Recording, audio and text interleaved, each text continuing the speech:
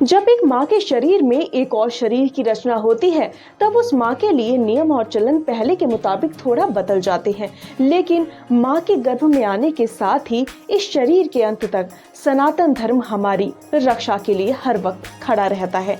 लेकिन उससे पहले हमें भी एक चीज याद रखनी होगी कि धर्मो रक्षति रक्षितः, यानी कि अगर हम धर्म की रक्षा करेंगे तो धर्म हमारी भी रक्षा करेगा।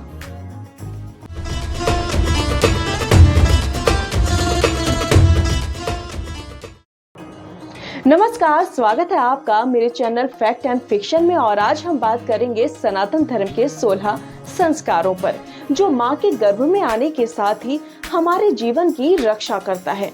ये 16 संस्कार उन्हीं ऋषियों और महर्षियों की देन है जिनके बल पर हमारा सनातन धर्म टिका हुआ है। ये वही हैं जिन्होंने सनातन धर्म का परिचय दुनिया भर को दिया। और ये सनातन धर्म के 16 संस्कार एक व्यक्ति को श्रेष्ठ और उत्तम बनाने में अहम भूमिका रखते हैं। लेकिन अब सवाल ये है कि आखिर ये संस्कार होते क्या हैं? क्या है इनका मतलब? तो अभी सिंपल भाषा में हम आपको इतना ही बता सकते हैं कि एक साधारण इंसान को विशेष क्रियाओं के द्वारा श्रेष्ठ बना देना ही संस्कार है।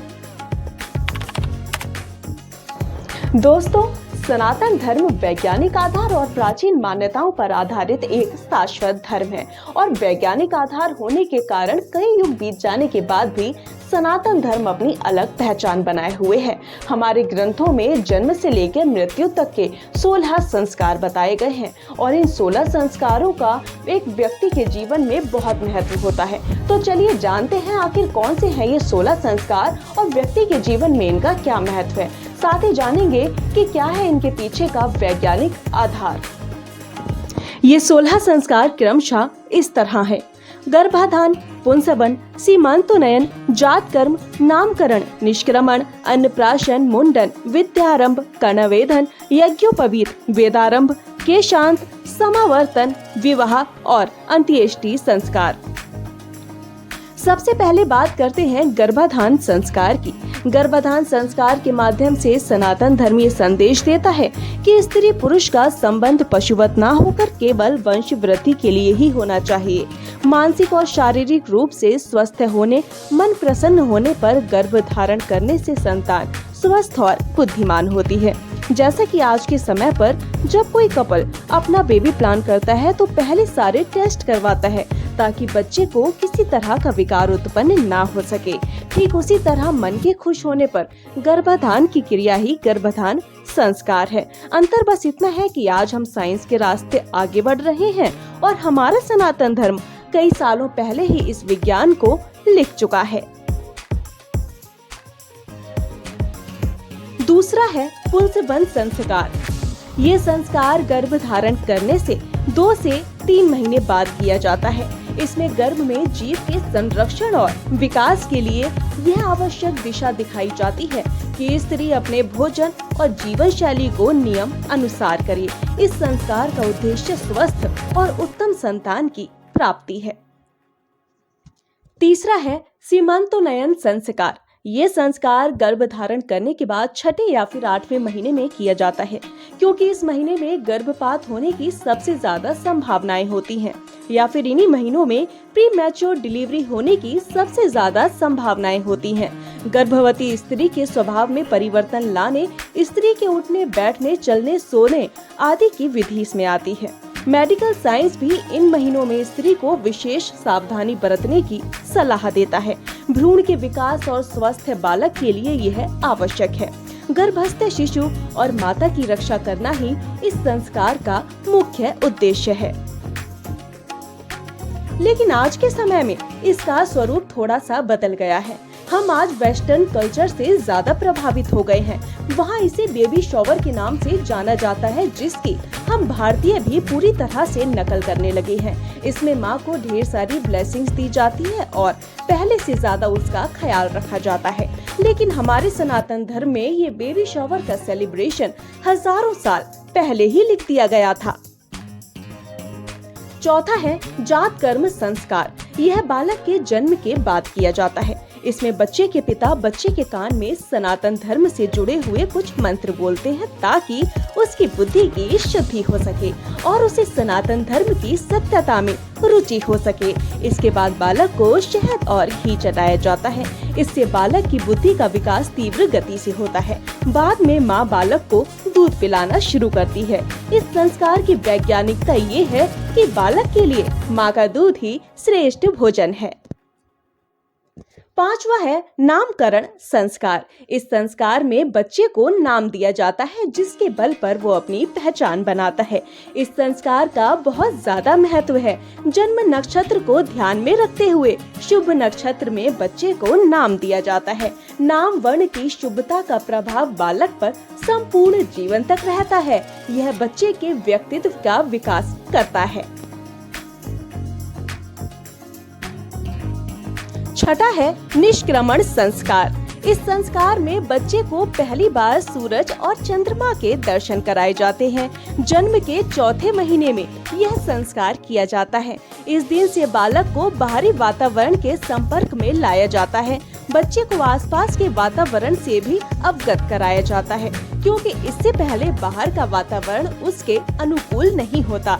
इसीलिए चौथे महीने में बच्चे को बाहर के वातावरण से मिलवाया जाता है।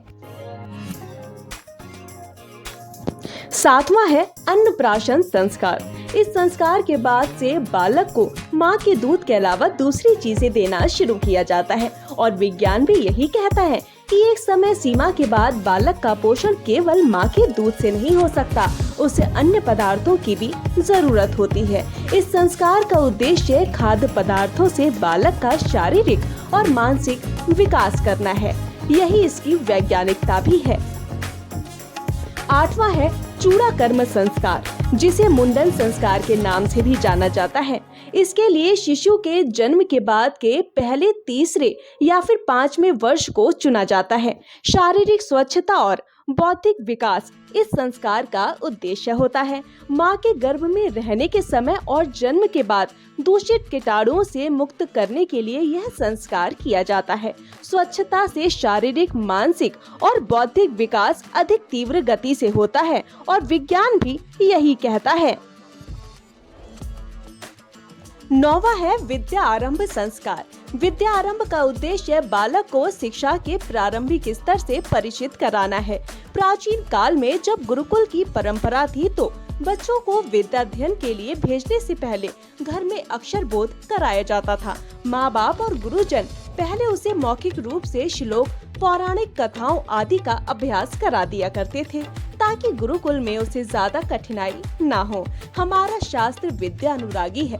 विद्या और ज्ञान ही मनुष्य की आत्मिक उन्नति का साधन है। शिक्षा विज्ञान की ओर प्रथम कदम है, यही यह संस्कार बताता है।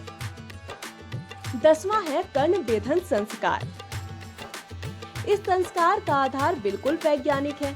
बालक की शारीरिक व्याधि से रक्षा ही इसका मूल उद्देश्य है। प्रकृति प्रदत्त शरीर के सारे अंग महत्वपूर्ण हैं। कान हमारे सुनने के द्वार हैं। कर्ण वेधन से व्याधियां दूर होती हैं और सुनने की शक्ति भी बढ़ती है। 11वां है यज्ञोपवीत संस्कार।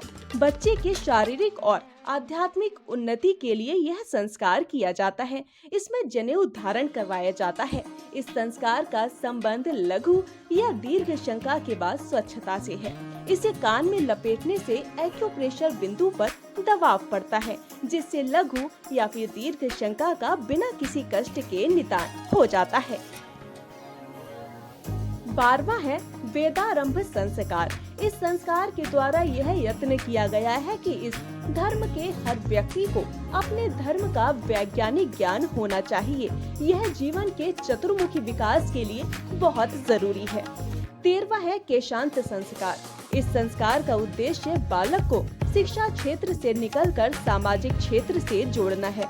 गृहस्थ आश्रम में प्रवेश का यह प्रथम चरण है।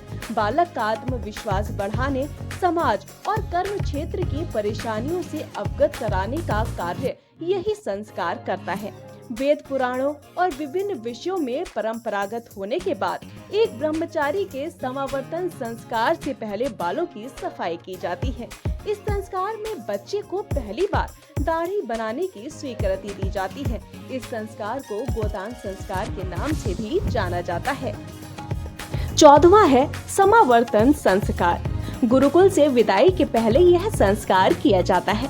आज गुरुकुल की परंपरा समाप्त हो गई है, इसीलिए यह संस्कार भी अब नहीं किया जाता।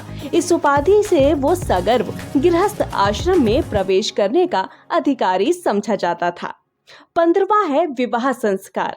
विवाह संस्कार अपने बाद अपनी पीढ़ी का अंश इस दुनिया को दिए जाने का मार्ग है। परिपक्व आयु में विवाह संस्कार प्राचीन काल से ही मान्य रहा है। सामाजिक बंधनों में बांधने और अपने कर्मों से न भागने देने के लिए बच्चों को विवाह संस्कार करके एक उद्देश्य की डोर में बांध दिया जाता है। और 16वां है अंत्येष्टि संस्कार, यानी कि अंतिम संस्कार। जब मनुष्य का शरीर इस संसार के कर्म करने योग्य नहीं रह जाता, मन की उमंग भी समाप्त हो जाती है, तब इस शरीर का जीव उड़ जाता है। पंच तत्वों से बने इस नश्वर शरीर के देह का संस्कार का विधान है, जिससे शरीर के वायरस और बैक्टीरिया समाप्त हो जाएं, क्योंकि जैसे ही इस शरीर का जीव निकलता है, शरीर पर वायरस और बैक्टीरिया का जबरदस्त हमला होता है। इस प्रकार यह भी एक वैज्ञानिक संस्कार है। प्राचीन काल में हमारा हर काम संस्कार से शुरू होता था और उस वक्त संस्कारों की संख्या भी लगभग 40 थी। लेकिन जैसे जैसे वक्त बदला, व्यस्तता बढ़ती गई, वैसे वैसे कुछ संस्कार खुद ही गायब होते चले गए। गौतम स्मृति में लगभग 40 तरह के संस्कारों का वर्णन किया गया है। महर्षि अंगिरा ने इनका अंतर्भाव 25 संस्कारों में किया और गौतम स्मृति में 16 तरह के संस्कारों का वर्णन है। लेकिन आज हमारी दशा इतनी बदल चुकी है कि हम इन 16 संस्कारों को भी अपने जीवन में ठीक से उतार नहीं पा रहे। ऐसी ही रोचक जानकारी जानने के लिए जुड़े रहे हमारे चैनल के साथ, और अगर पोस्ट अच्छी लगी हो तो लाइक और कमेंट करना ना भूलें।